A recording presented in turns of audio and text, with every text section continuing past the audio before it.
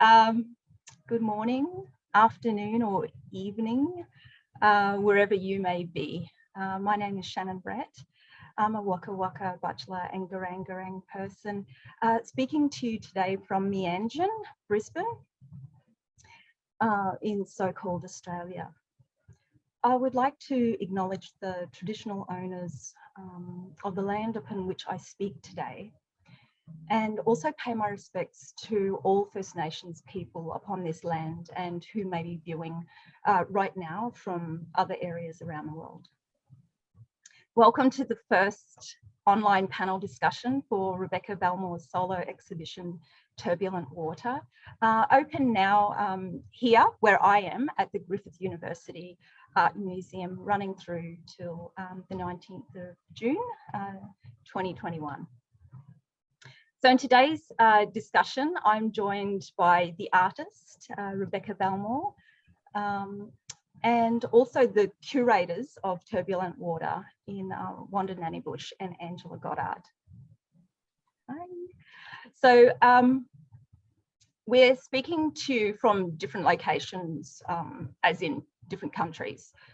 So please stay with us should the connection fall short, and we'll be working on it throughout the duration of our discussion. A little housekeeping, just a suggestion for you, if you could place your discussion on speaker view, that's like just something that we recommend. So I'd like to say hello to Rebecca, Wanda and Angela. Hello, Team Woman. Everyone, I'm so happy to see your faces today. Can we begin with some introductions?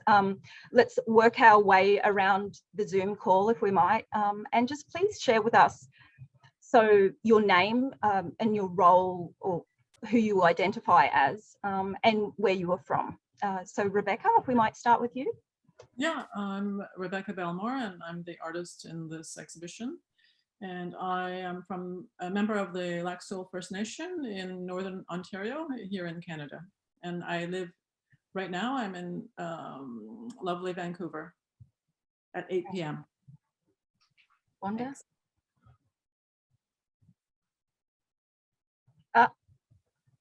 Sorry, the host is unmuting, so I couldn't unmute myself.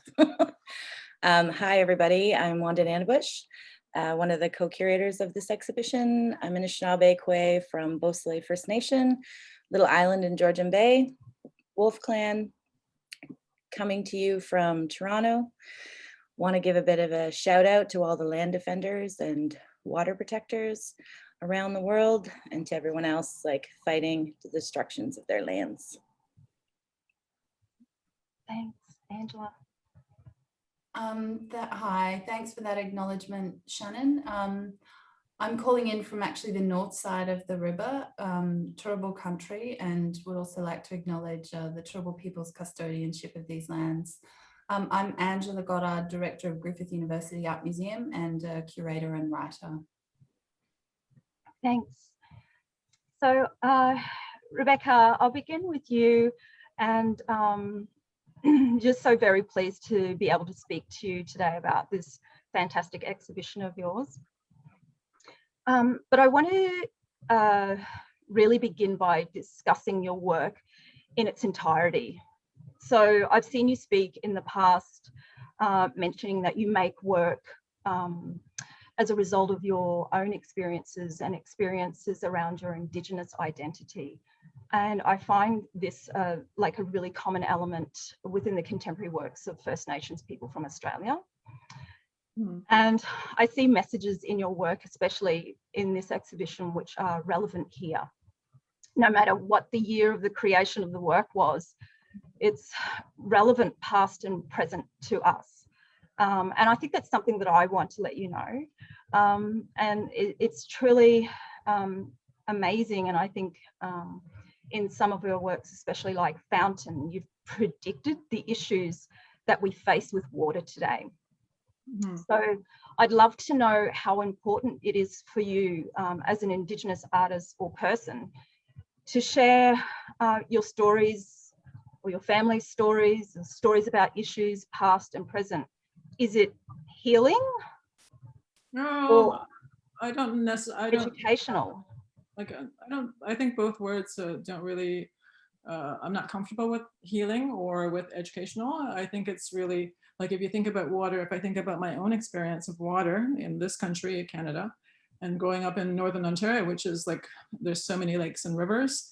And as a child, like being with our grandparents, we used to be able to go out on our canoes and we would actually take a dipper and dip it into the lake and drink it, like from directly while we're fishing and doing whatever.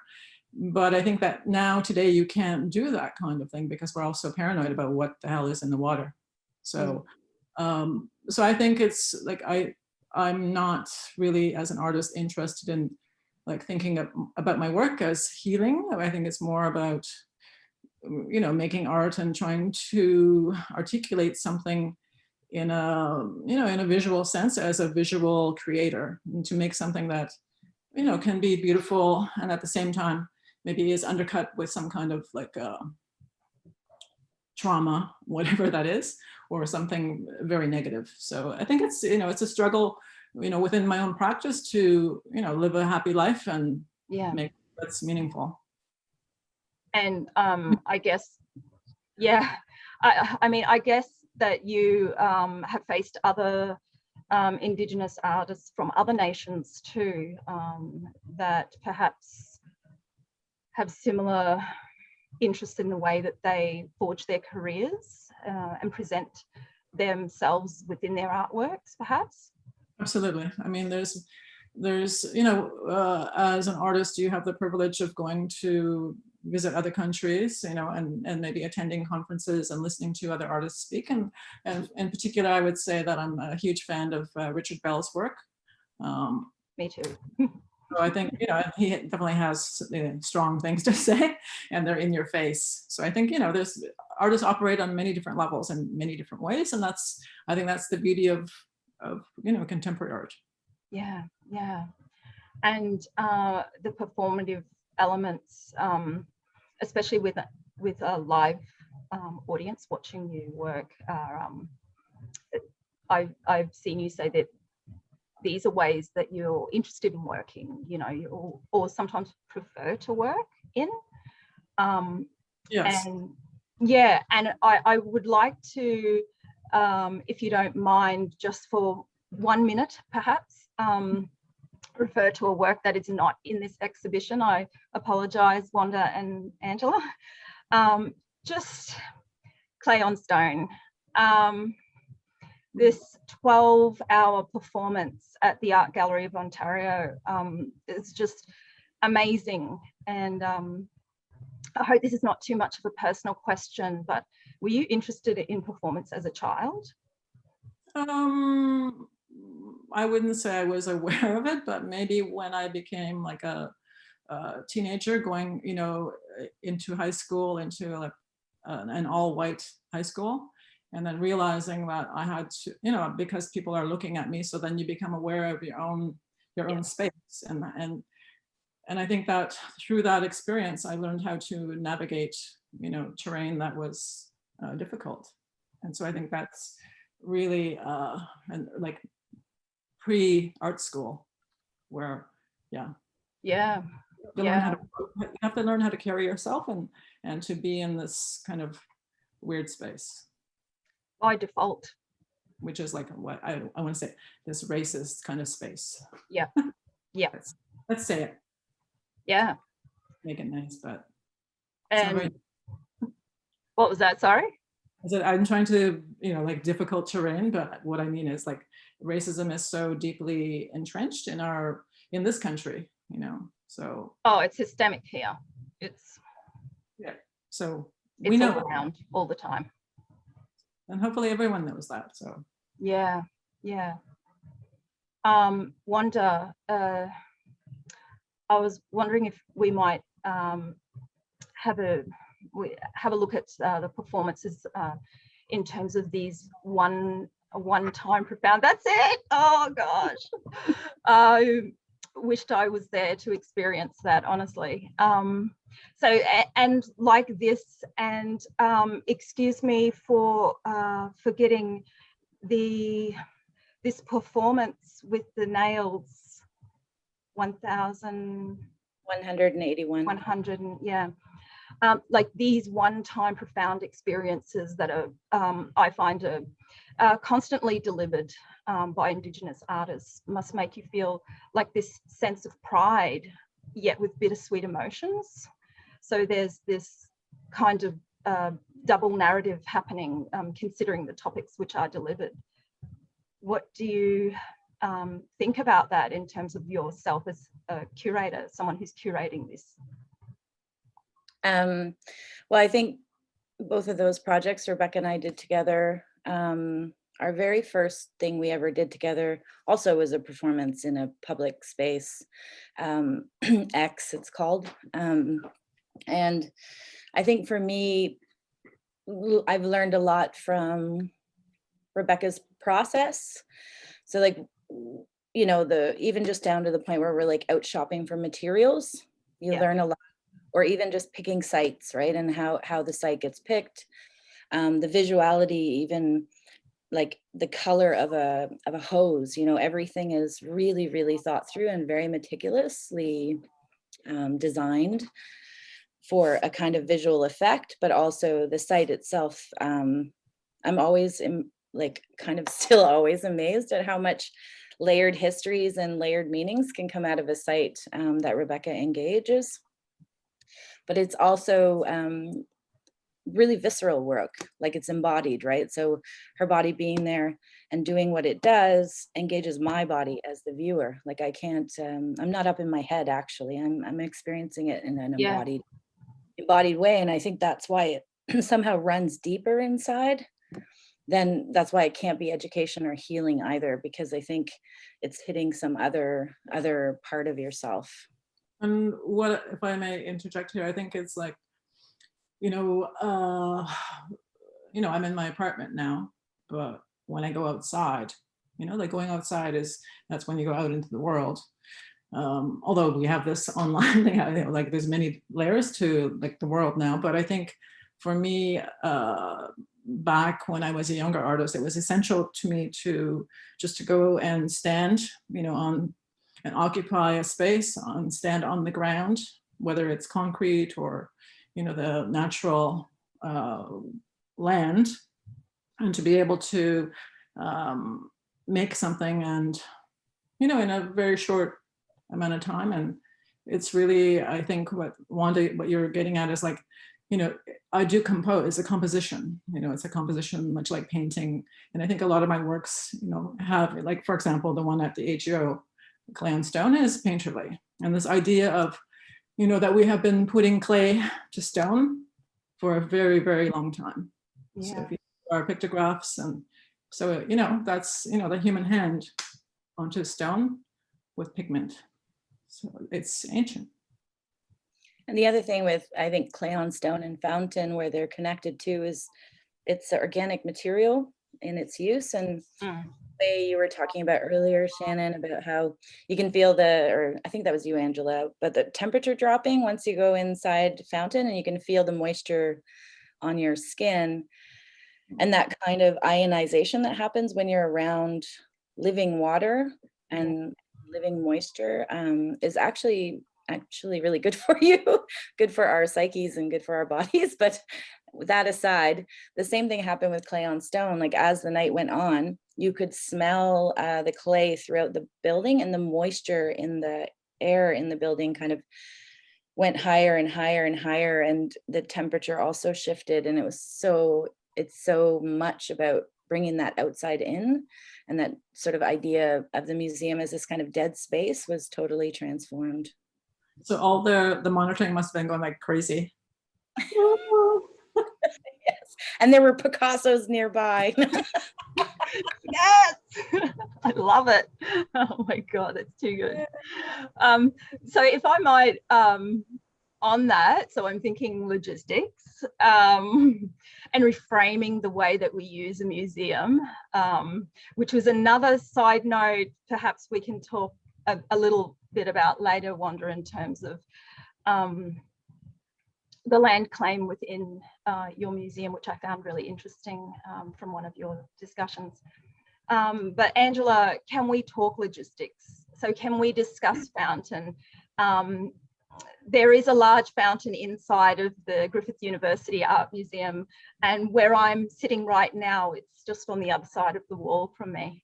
Can you share, Angela, with our audience some perhaps in-store detail around how you were able to achieve this, and perhaps the journey of that work itself? Thanks, Shannon.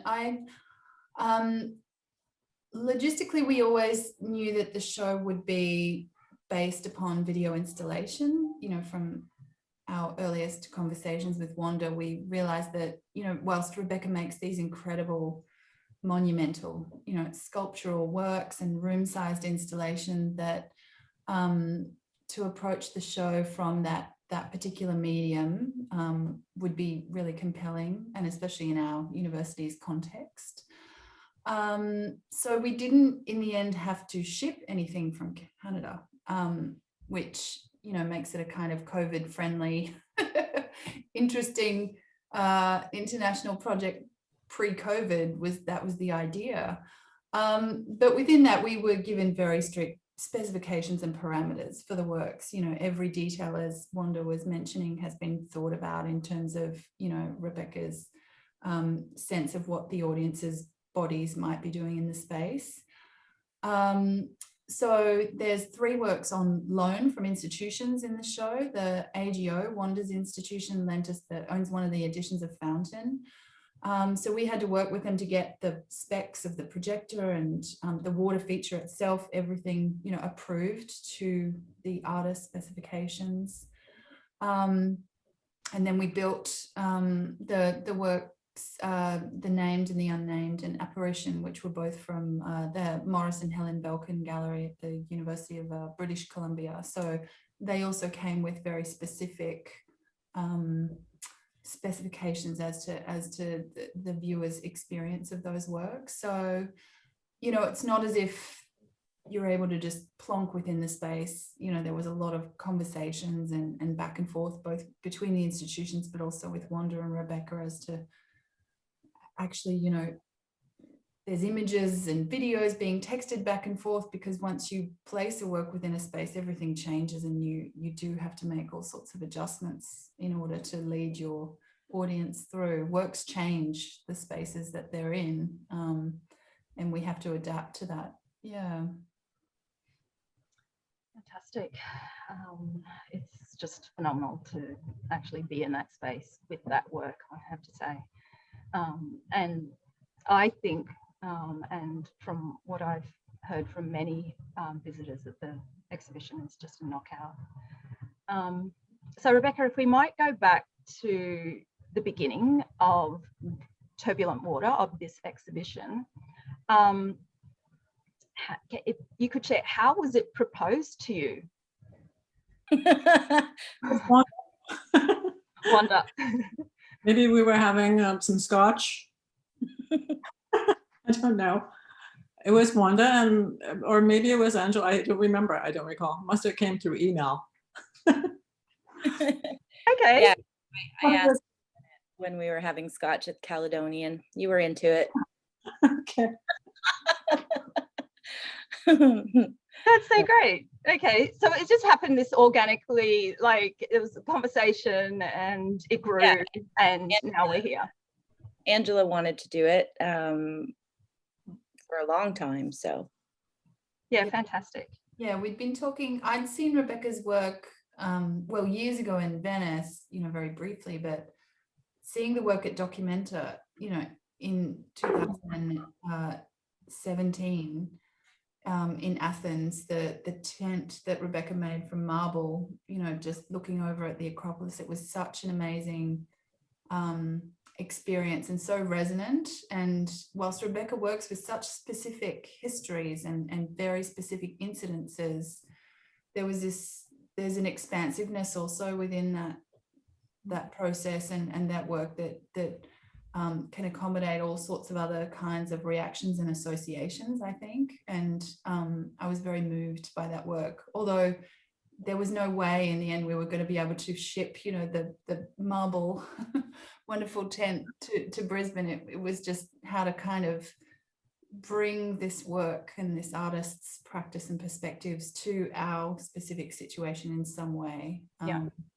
Well, I have to say that I think it's amazing that, you know, through, you know, loading something up to a site and downloading it, and then you created this exhibition, and, you know, Wanda and I will never see it, but, you know, we saw it through the video walkthrough, and how it looks amazing. So I'm super like happy with how it was installed, and I think it looks really great and sounds really great. So I think that's, you know, is this the way we're going to work in the future? Like, is this what, if we have to stay in our houses forever, just, you know, ship things out into the sky? Hope not. Let's see. I mean, Rebecca, I love that all of the works feature you playing this key performative role. And is this the first exhibition that features you in each and every artwork? Yes. Yeah, absolutely. Usually it's my sister Florine. Yes. like the AGO show, Wanda, where you said, oh my God, your sister's in half of the work. But I think it's interesting, like, as you know, as time passes and there's distance between yourself as a younger person, as a younger artist, and you can start to get a little bit freaky. And I think that, like Wanda, when we made that wall in the AGO, where it started from, you know, very early work. And so then, unfortunately, then you see yourself, like, time passes, and yeah, it's amazing. And maybe, you know, do things change that much? That's a good question. How better off are we now than we were in, you know, 1987 when I started making work? So that's a really great question. I mean, I'm wondering if we can talk about relationships then. So in terms of these kind of discussions about then and now, and Rebecca, yourself and Wanda have had this ongoing friendship, relationship as colleagues working together. Can you tell us how long you've known each other and how this working relationship came to be? Sorry. It came through, like, liking each other and having really good laughs, and then also being able to talk about things in a very serious manner. Yeah. And you know, Wanda's very well read, and myself less so, but, you know, I have other strengths, you know, which is myself as my visual, you know, artist instinct. So I think that's how we kind of work well together, and we are very good friends. That's great. Yeah. So, what do you think, Wanda? Well, I don't know, man. After that, actually, we were texting about it before, because we were like trying to remember the first time. I'm like, I just have a collection of memories. Like, I don't have a beginning or a sense of, you know, it just feels like 20 years worth of memories and experiences. We actually knew each other a long time before we worked together. And so there was a level of trust that was kind of built in a lot of ways before we even started working together. So I hadn't even ever done a performance art exhibition before, and I decided to do like one with, you know, multiple artists and multiple sites over 3 days, not really thinking about the fact that that's really difficult. You know, I can't be over there across the bridge carrying milk for Tanya, and then be over there setting up, you know, golf balls for Archer, and then be like pulling out the hose out of the Sobeys for Rebecca. It's like, I was like, oh, wow, yeah, right. I can't be everywhere at once. But I've continued to do them like that, because I also think it's really important for artists to come together and see each other's work. And that's one gift, if I'm organizing something, that I can give to everybody who comes, because I think it's not just about us and what we're doing. It's like trying to build that community and bring people together. Yeah. And also, Wanda, Sorry, Rebecca. Like Wanda, I'm a huge fan of like the group performance mini festival, because I think the works can, you know, oddly and beautifully work off of each other or against each other. So I think that's the most fun for a performance artist, is to be in like a festival or a mini festival. Maybe not a huge one, but a smaller one. So, which is what you've done. So. Thanks. Thanks. And keeping on in that relationship kind of area, Wanda and Angela, I'd like to ask you both, had you known each other prior to creating, curating this exhibition? Not a lot. I basically sent Wanda a bit of a fan, you know, like fan email saying, hi. I'd really like to do this. Does this sound like an interesting idea? Yeah. I mean, I knew that Wanda had been, Wanda's actually has very good relationships and networks within the, you know, Australian context, has worked with many Indigenous artists within Australia. And I suppose I just started, you know, after kind of thinking this might be interesting, just started, everyone who I came across who spent time in Canada or had those kind of networks, I was, you know, just seeing, does this sound like a good idea? You know, people like Richard and Judy Watson, and, you know, they thought that the work might have a resonance within, you know, our community, and yeah, they totally agreed. So Wanda's been to Australia many times, and she gave that incredible speech at the CMAM conference that you mentioned, Shannon. So that's online in 2019, and that's when we kind of met up and worked out a few more of the kind of parameters of the show. But then, of course, Wanda, you were here early last year, just at the kind of tipping point of COVID starting to become a huge issue, when you curated the Aberquad aspect of Brooks Sydney Biennale. So yeah, I think the show was always, we were always trying to, as part of doing the exhibition, to have Rebecca here on a residency, perhaps working with students and community, and also Wanda, you know, to be here and to further strengthen those links. And that hasn't been possible for the last year, but I feel like, you know, this is just the start of a conversation. That'd be Yeah, amazing. from my point of view, I went to, I was one of the first times I was brought on one of those Canada Council grants where they bring a bunch of curators and they tour you around. So, you know, the Sydney Biennial's there, but we also went to the Adelaide, we went to everywhere, like, oh my God, so many, we went to the Mona, you know, we went everywhere. It was very exhausting, but really, I kept saying, like, why am I not seeing any Indigenous artists on this whole tour?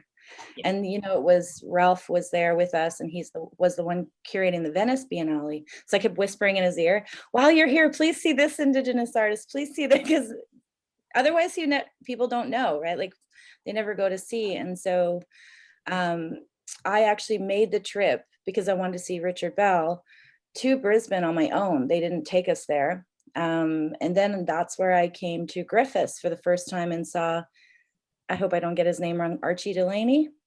Archie Moore. Archie Moore. Archie Delaney's an actor. Archie Moore's work, and it was the best thing I'd seen on that entire trip. Like, his work was the installation that you guys did with all the rooms and all these doors, and it was magical. And so that was the first moment where I was like, okay, Griffith is an amazing place. Angela's doing good work. We hadn't met at that, I don't think we met at that moment. So even before I met her, I knew I could trust what was happening, the work that she was doing. Yeah, and we do have this over time in terms of the history of contemporary Indigenous art in this country, this lacking and this really, might I say, systemic racist way of really putting European art at the fore. So I think with that in mind, Angela in your role, do you see this kind of change? I think I do, but do you see this kind of change occurring, especially within university art museums? Do you see a change occurring in terms of First Nations artists finally having their say and having their moment?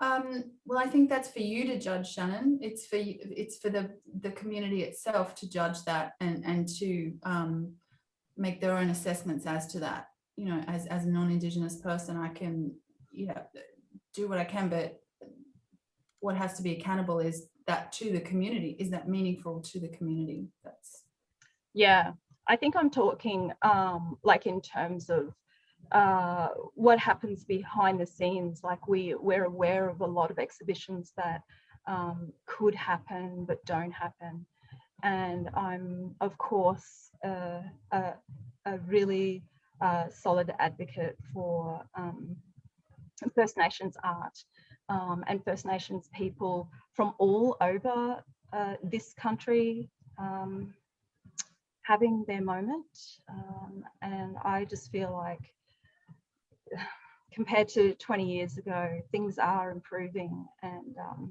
I'm really looking forward to the future of seeing just those emerging artists also really take flight in terms of where they are with their art and what they have to say about themselves as First Nations people. Yeah. Yeah, I think that in this country, you know, I went to school briefly in the late 80s, and there were only a handful of us, you know, in the institution. I think today, you know, it's amazing. So there's so many young artists coming forth, and I think, you know, I don't think it's about having their moment. It's about, you know, artists being committed to their practice, and you know, it's not a flash in the pan. It's like a ongoing commitment to making art and to, you know, articulating who we are right now, and you know, what we think about the past and what we think about the future. So Yeah, it's really important. Yeah. There's more and more young artists, and I think that's amazing. It's exciting. Yeah, I think it's an exciting time. And I'd like to speak about the actual feedback, Angela. Like, I know everyone I speak to here in Brisbane is considerably moved by the performances here on show, and messages throughout the power of Rebecca. How's the response been from your perspective thus far? oh, it's been incredible. I feel like it's touched audiences in all sorts of levels, you know, from the people who've really, you know, have a deep understanding and perspective from particularly, you know, your context in what is now Canada. Rebecca and Wanda, it's from that level of understanding of these issues right down to the, you know, technical nerds who are super interested in how we made a fountain in the gallery, you know, and what that's doing to our humidity and temperature alarms. So but I think it's perhaps, you know, it's more the things that resonate with me is also so many people have said, I've never heard of Rebecca Belmore before. And it's like, well, you really should know her work. You really should be aware that she's a significant figure, and that the work has a relevance here. So that's where I see the success of the show. Great. And Rebecca, 16 years on from producing the work, Fountain, how do you feel about it now in terms of its relevance? I think it was a work that was ahead of its time. It makes it be so proud. And but I think, you know, at the same time, we have to work, like it's really like we have to worry about what we're putting into the water, into the oceans, and, you know, plastic, like we live, I think we're a part plastic, you know, and I think it's really, yeah. It's, you know, I made it when I was thinking, you know, I went to Venice, I was thinking about the fountains there and the history of, you know, the beauty of it. And I was living here in Vancouver, and, you know, the oceans there, and where the piece was shot is where the sewage pipe for this, you know, for a huge part of the city, or maybe all the city, I don't know, goes out into the ocean. So it's, you know, it's like, supposedly it's been filtered and it's safe, but you can't swim there. So so I think we should worry about water. And can I ask for our viewers, who actually created the concept for the work to be projected onto a screen of rushing water? Well, I guess that was about 16 years ago, which, you know, I was just, I think that, you know, like to project this video where, you know, as the person in the video, I hurl like a bucket of blood towards the lens of the camera that's capturing the image, the visual imagery. And when in the space, when the blood hits, you know, the blood that's coming through the video hits the actual water in the space, it turns the water into like a red blood color. So my idea was to try to figure out how to, you know, figure out how to turn water into blood and blood into water. And because it's like a short, you know, 2.5 minute or 3 minute piece, that it's meant to play over and over again, you know, as this idea now, maybe in 16 years later, is like trying to drive this idea home, you know, like to repeat, Yeah. to do this kind of like an act of violence, you know, like the hurling of the blood to the beauty of the water. So it's like, and you know, the water becomes blood. So yeah. That's what I tried to do. Yeah. I know you've talked about like how you were thinking also about, you know, that people may one day war over water, right? Which we can see even more clearly today. But it also makes me think about, partly because I'm Nish and I'm trying to think through my relationship to water. But water is the lifeblood of our mother, like of the earth, but also of ourselves, right? That's what makes all the connections. So the water turning into blood, turning into water also makes me feel that. Yeah, and I think, you know, I think like the physicality of the work, you know, as it's installed, you know, in Brisbane at this, you know, this space, it is like, you know, it's a much younger me, like doing this action, like performing this thing, like making this video action. And I think, you know, when I stand still and I look towards the lens and then it comes close up to my face, it's like I'm looking at you from behind we're looking at each other through water. So that's really what it's about, like how are we going to deal with this? You know, this idea that we are water. Yeah, we are. So in terms of this work, it's here now. So it's in Australia. And Wanda, I'd like to talk about reach. So how important is it for Rebecca's work to be shared internationally? Well, I think all good artwork should be shared internationally. Rebecca is a singular artist and obviously one of my favorites. So there's a natural way in which I think it's really important to get the work out there. But I also think there's a really singular way that she both hones in on what matters, what's at stake in something, but also to translate that to a sense of responsibility or witnessing on part of the viewer.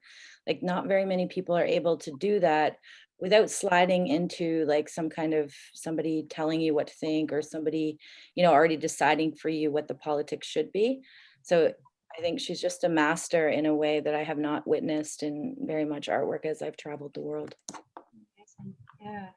And Angela, again, on Fountain, like, I believe that it's this work is critical viewing for Australian visitors for many reasons. Would you agree? Especially in terms of the politics that we have around water in this country right now. Oh, absolutely. And but I also really resonate with what Wanda's saying in terms of Rebecca's work is just also just so expansive. You know, there's a very specific experience at the heart, and often always specific locations where these performances or these works are enacted. But what becomes with that translation from performance to these works is that they kind of open out and they become really kind of resonant in a much wider sense. Yeah. So then we look at our own experience here in Australia with, you know, fracking and that disturbance of the water table, and the Murray-Darling system being just ravaged. It's absolutely here. It's here. Yeah. And each work that's in the exhibition, I mean, you start with Apparition, which deals with language and embodiment of culture in a sense, like where my body is it on the floor, sitting on the ground, or is it in a chair, you know, this kind of thing, into the work that I have a picture of behind me, Perimeter, which, you know, that's a surveyor's vest. In her own way, she's surveying the land, which moves from, you know, between a reserve, the city of Sudbury, which is like full of mines, and then all of the kind of all of the spaces in between, which are often quite polluted, right? Those kinds of boundaries that are being crossed there. And then you have, you know, murdered and missing Indigenous women, which is, and then water. And so I think we were conscious that these are all things that Indigenous people are dealing with in Australia, or First Nations people. I know you don't like the word Indigenous because you were classified as flora and fauna under the law. Richard has drilled this into my head. And but yeah, and prefer First Nations, but we all prefer our own nation's names, but sometimes you can't use them. Yeah. Anyway, I was just saying, like, we were really conscious of the fact that these things exist here too. Here and here and here and here, everywhere we all are. Thanks. So, well, on Apparition, this powerful work from 2013 of yours, Rebecca, it's just this compelling performance in terms of presence, and it's just, I feel that it heavily reflects the colonized experience in the way that you interpret the loss of language. Can you please share with us the story of this work? I guess, so that was 2000 and which? What year? 13. So I think like in 2006 maybe, or thereabouts, maybe 7, I had an exhibition at a gallery in Italy, in Turin, Italy. And I remember, like, you know, like on the heels of, you know, after Venice, the Venice Biennale in 2005. And so I was just thinking about, well, I think that I was thinking about Christianity and how it played a part, you know, along with the Canadian government in trying to assimilate children by forcibly removing them from family. And, you know, I have siblings, older siblings who had that experience. So when I went to Italy and to make this show, I decided I wanted to think about, I guess, the Bible. So while I was there, I had to get my sister here in Vancouver to go to a shop to purchase like the Catholic Bible that had been translated into Anishinaabe, our our language, into our language. And so for me, like being in Italy and thinking, you know, seeing all the, you know, all the churches and thinking about, you know, how this, you know, these concepts and ideas came to this continent, and in particular to this land, which is now called Canada. And so I was, you know, then I was included in this exhibition at the Morrison Helen Belkin Gallery here at UBC in Vancouver. And they were looking at, it was like a group exhibition, and they were looking at what's it, TRC? What's that, Wanda? The Reconciliation Commission. So the commission had come out and they were putting on this exhibition where they had Indigenous artists, kind of the work looked at this idea of how Christianity deeply affected our lives. Yeah, so, you know, in the piece, it's a very simple piece. And again, it repeats itself. It's not very long. And so I start by bowing, you know, like, you know, I've seen pictures of people, you know, bowing before Christ and whatnot, and Indigenous people too, like in photographs, historic photographs. But when I get up, then I have this duct tape over my mouth, which is, you know, it's a signal, it signifies the loss of language or the silencing of language. And then I peel it off and I change my posture, my pose from, you know, from having my knees directly in front of me to being cross-legged, which is like the, you know, it's like the classic, you know, like the Indian who's sitting like with their legs crossed like this. So it's very simple, and at the same time, it's very, you know, like the removal of the duct tape and relaxing into like a, you know, maybe like a pose that's more natural to the body. How we would sit on the ground. We wouldn't kneel on the ground, we would sit comfortably. Mm. So for me, yeah, it's really about, you know, taking off that silence.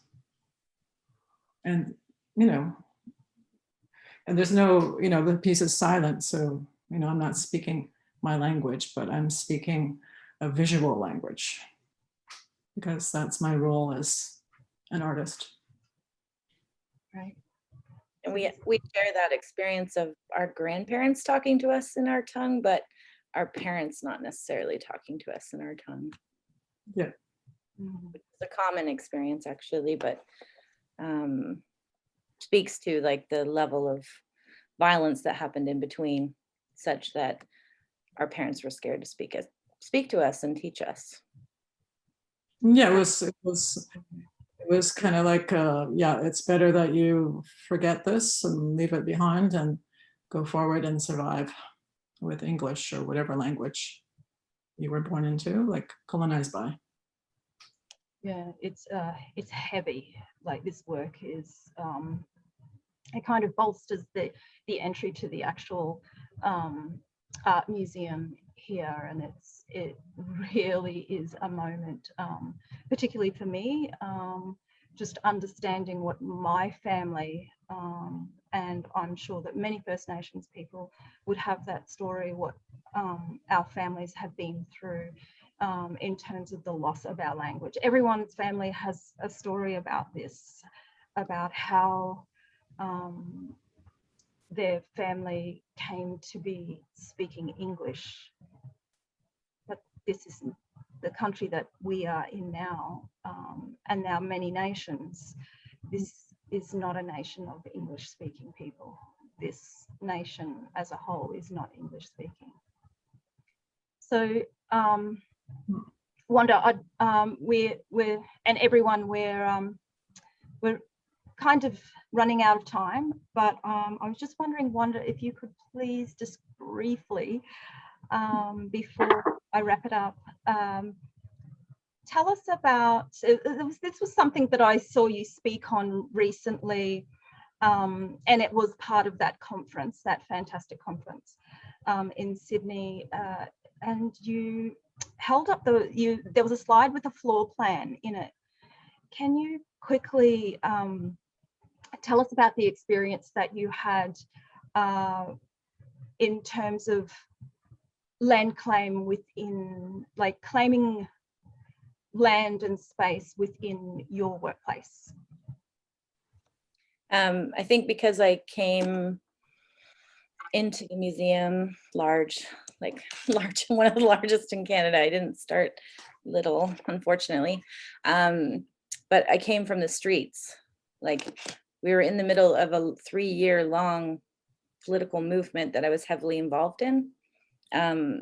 You know, some people refer to it as the Idle No More movement. Some people call it the round dance revolution.